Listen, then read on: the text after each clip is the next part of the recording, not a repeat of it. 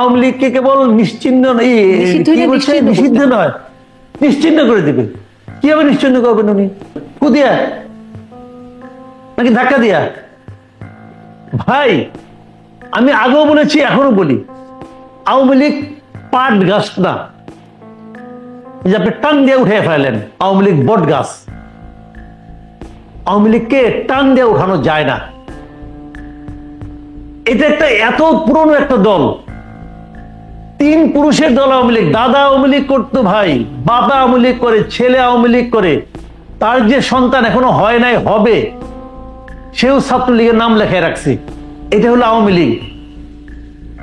আপনি ইচ্ছা করলেন ওই আসিফ মাহমুদ সজীব ভুইয়া, উনি বললেন যে আওয়ামী লীগ নিশ্চিহ্ন করে দিবেন।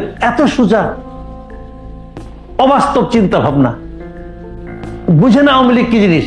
এটা উনি আওয়ামী লীগের মতো দল, এত বড় দল, সারা সমস্ত ইনস্ট্রুমেন্ট তার পাশে ছিল, রাষ্ট্রের প্রত্যেকটা প্রতিষ্ঠান তার সঙ্গে ছিল। সে 2009 সালে হিজবুত তাহরিরকে নিষিদ্ধ করছিল, পারছে। 32 নম্বর যখন ভাঙে, তার মাথায় এক লোক এরকম প্ল্যাকার্ড নিয়ে খালি আসলে হিজবুত তাহরির পতাকা নিয়ে। হিজবুত তাহরিরকে নিষিদ্ধ করতে পারছে আওয়ামী লীগ? পারে নাই। জামাতকে নিষিদ্ধ করতে চাইছে, প্রথম দিন থেকে জামাতকে ঠেঙ্গাইছে, যেখানে পাইছে বাইরেছে, হাত পা ভেঙে দিছে, অমুক করছে তমুক করছে। শেষ দিন এসে নিষিদ্ধ করছিল। জামাতকে নিষিদ্ধ করতে পারছে? জামাত আগের চেয়েও পাওয়ারফুল হয়েছে, এবং জামাত এখন ক্ষমতায় যাওয়ার স্বপ্ন দেখে। এটা হাওয়ার উপরে দেখে না, দেখে। তো নিষিদ্ধ করা যায় না এভাবে, গায়ের জোরে নিষিদ্ধ করা যায় না। নিষিদ্ধ করতে পারে একমাত্র জনগণ। জনগণ যখন কোন রাজনৈতিক শক্তিকে প্রত্যাখ্যান করে, তখন সে নিষিদ্ধ হয়। বট গাছ আপনি আপনি মরে, বট গাছকে টান দিয়ে উঠে ফেলানো যায় না। এটা মাথায় রাখতে হবে। আওয়ামী লীগকে আপনি যখন আওয়ামী লীগকে নিষিদ্ধ করতে চান, তখন তারা আরো শক্তিশালী হয়ে ওঠে। তখন কি হয়? তখন আওয়ামী লীগের যা আছে, যেদিকে ডালপালা, সবাই একত্র হয়ে যায়। যে জিনিসটা জামাতের ক্ষেত্রে হয়েছে, যে জিনিসটা হিজবুত তাহরিরের ক্ষেত্রে হয়েছে, ওনাদের অভিজ্ঞতা কম, এই জন্য এগুলি বলে এক ধরনের আমোদ অনুভব করে, এবং মনে মনে ভাবে আমি এখন ক্ষমতায় আছি, সারা জীবন ক্ষমতায় থাকবো। আগেই বলেছি কিন্তু বাংলাদেশ 6 ঋতুর দেশ ভাই।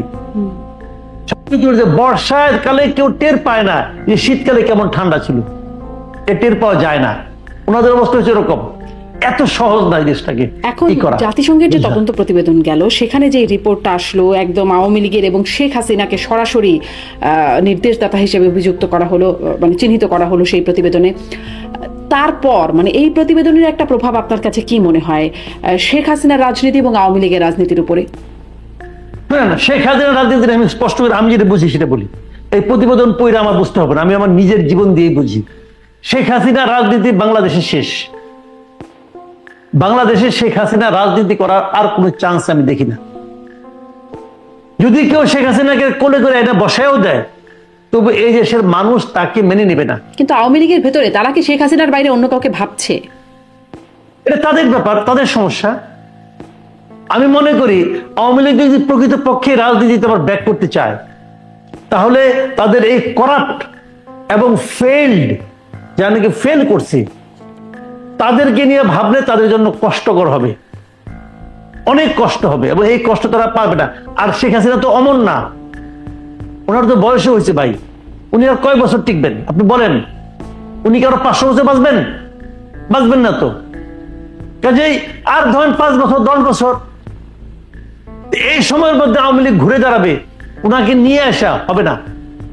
বরঞ্চ শেখ হাসিনা যদি আসলে আওয়ামী লীগকে ভালোবাসতো, ওনার উচিত ছিল ওনার নিজের থেকে ঘোষণা দেওয়া।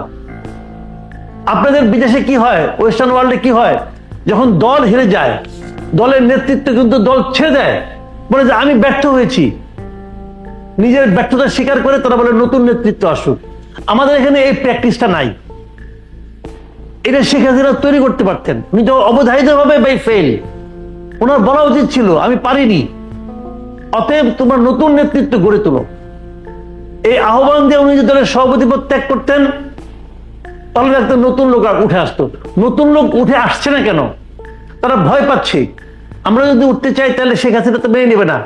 শেখ হাসিনার অনেক টাকা আছে, তার যারা সমর্থক তাদের টাকা আছে, আমরা বিপদে পড়বো।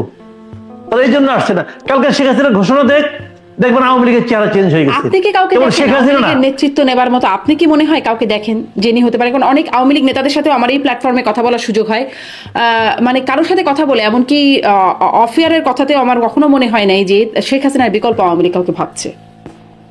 না, এটা তো আপনার মনে হবে না, কারণ আপনি যাদের সঙ্গে কথা বলেন তারা তো সবাই করাপ্ট লোক। শেখ হাসিনা খেলে গেলে হবে না, এগুলো সহজাইতে হবে। আপনি যে আওয়ামী লীগ শুনেন, আওয়ামী লীগটাকে ডুবাইছে কারা? শেখ হাসিনা। শেখ হাসিনা যত মন্ত্রী ছিল সবাই, শেখ হাসিনার যত আপনার কেন্দ্রীয় কমিটি ছিল সবাই মিলে, শেখ হাসিনার যত এমপি ছিল সবাই, যত লোক শেখ হাসিনা গত 5 বছরে যত লোক এমপি হওয়ার চেষ্টা করছে তারা সবাই মিলে আওয়ামী লীগকে ডুবাইছে। এদের সংখ্যা কত? এদের সংখ্যা বড় জোর 10,000। এদের সংখ্যা বড় জোর 10,000। আর আমি কি বললাম, আওয়ামী লীগের লোক করে, আওয়ামী লীগ করে কজন? 1 কোটির উপরে। তারা সিরিয়াসলি ভোট দেয় না, তারা সিরিয়াসলি আওয়ামী লীগ করে। এই 10,000 চলে গেলে কি লস? কোন লস নাই। এখন ওখান থেকে কে উঠবে? এটা তো আপনি এখন তারা দেখতে দিবে না, এরা তো কাউকে দেখতে দিচ্ছে না। আপনি কি জানতেন 5 তারিখের আগে, জুলাইয়ের 1 তারিখের আগে জানতেন নাহিদ ইসলামকে চিনতেন? হাসনাত আব্দুল্লাহকে চিনতেন?